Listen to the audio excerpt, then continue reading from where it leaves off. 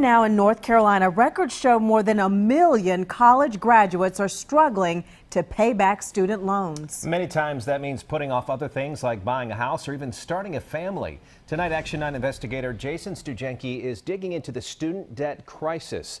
And he found for many people, this really is a crisis.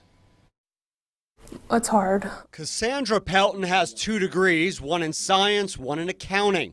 Sure, 2 degrees can cost more than one, but listen to how much she owes. At least over $70,000. Wow.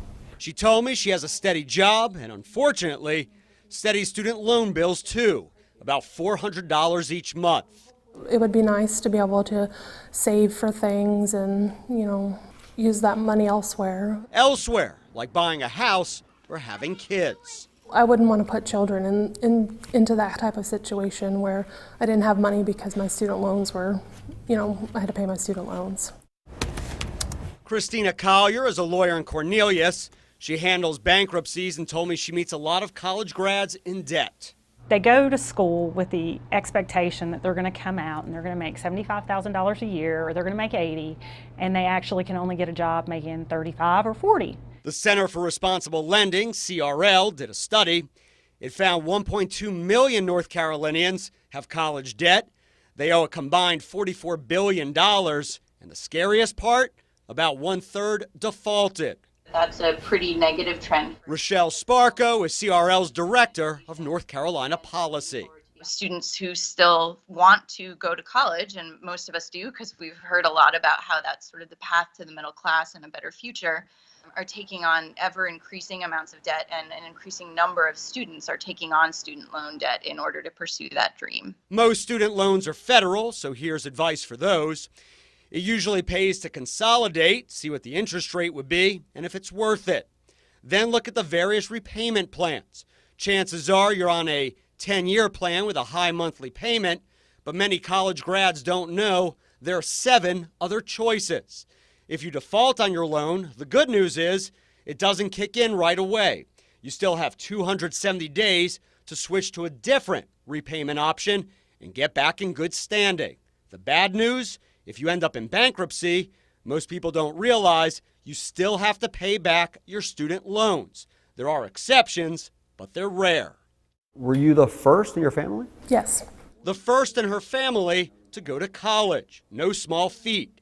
Pelton figured she'd find a way to pay the bills. She still hopes to, and sooner rather than later, so she can start that family. 10 years ago, I thought by this time I would have children and a family. And you don't, and one of the reasons is student debt? Yeah, I can't afford children.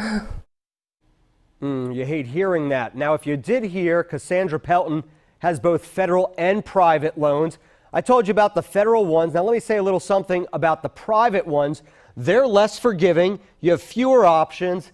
And if the first time you don't pay, you default, there's no 270-day grace period. So a lot of things to think about there. Yeah, it is a huge burden as well. And I read a report today, Jason, that said that the cost of college since I was in college, which was a while ago, has actually doubled. And that includes inflation. So the cost for these young people is very high. Yeah, I feel lucky about when I went to school. Let me tell you a little something, though, about consolidating your federal loans. I don't recommend paying someone to help because the government will do it for free. You just have to go to the official federal student aid website.